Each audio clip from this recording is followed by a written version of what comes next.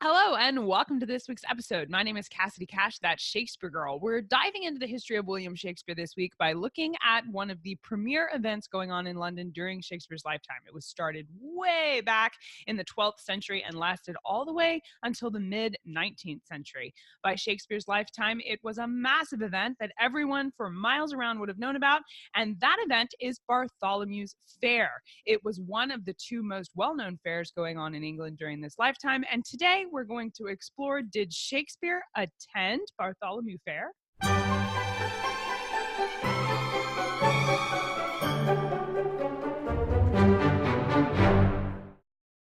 Well, we don't know for sure whether William Shakespeare actually set foot on the fairgrounds because, in order to say things for sure when you're doing historical research, you have to be able to provide a written document or physical evidence that shows, yes, I think he did because of this exact thing.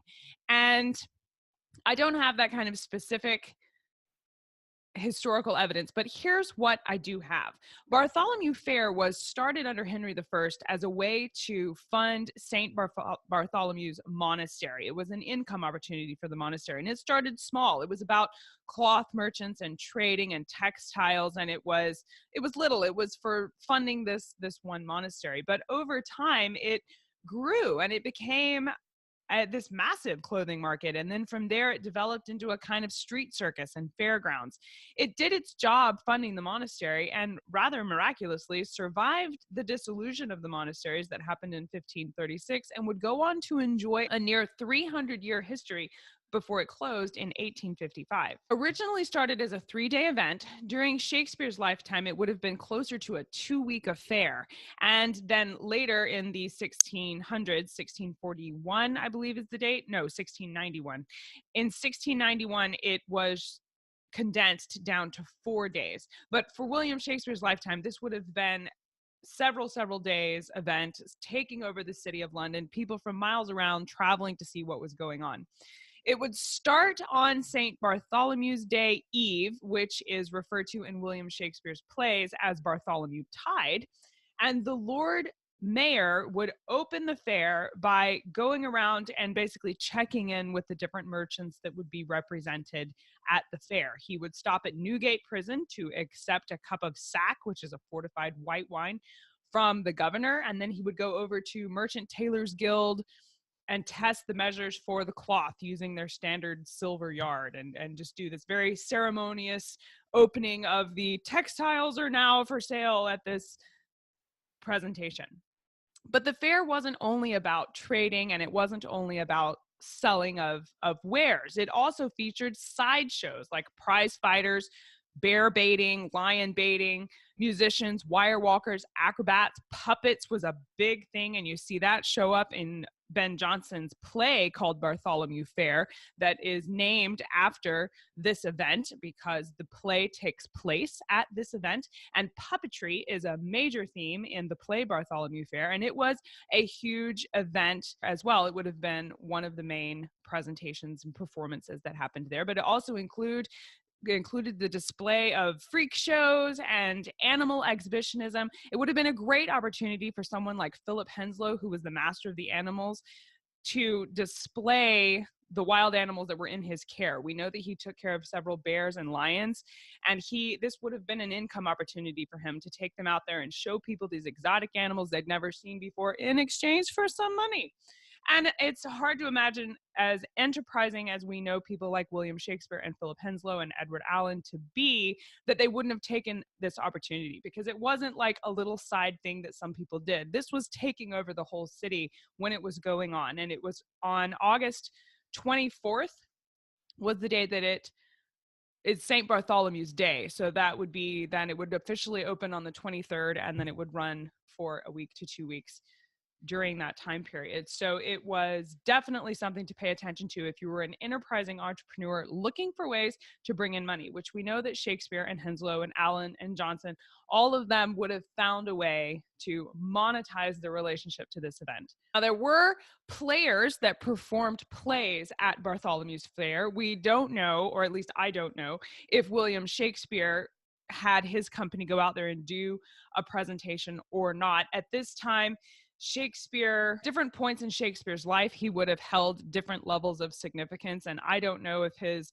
patronage to the crown when he officially became the king's man under James I, if that contractually obligated him to anything that would have prevented him performing at Bartholomew's Fair or not. So I don't know for sure how plausible it is to think that members of his playing company might have gone out there to make a few extra dollars performing at the fair. But I do know that it's not really plausible to think that William Shakespeare paid no attention to it or was never there. That doesn't seem reasonable to me, just because of the size of the event, the fact that William Shakespeare was actively involved in business in the city of London. He definitely knew about this event. And if he didn't attend it every year, it's very plausible to think that he attended several times and this was part of his life and his business.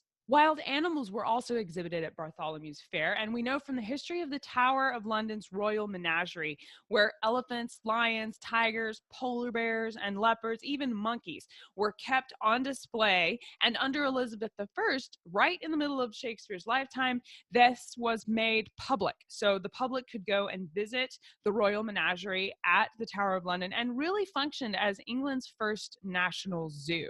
Would have been an optimal time for the Royal Menagerie to cash in on all the visitors coming to Bartholomew's Fair, either by taking the animals out of the Tower of London and parading them in the streets for money, or simply taking advantage of the influx of people and making a big show of inviting them to visit the Tower of London during their stay. By 1641, this fair had achieved international significance, which means that during Shakespeare's lifetime, it was most definitely a large and well-known affair that was widely known and well attended by people not just in London, but the world around. I almost wonder if we could look and find records of whether or not it would have been a time for Shakespeare's family to travel to London. I would think if it was my kids, they would want to go, but I don't know. That's just total conjecture on my part. I have no historical evidence, so please don't send me emails telling me that that's just conjecture, okay?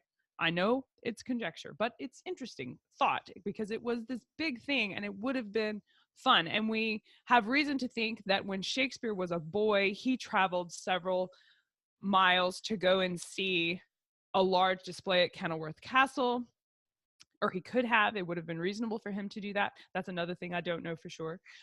So it seems reasonable to me to think that Shakespeare could have brought his children to London to see this big event.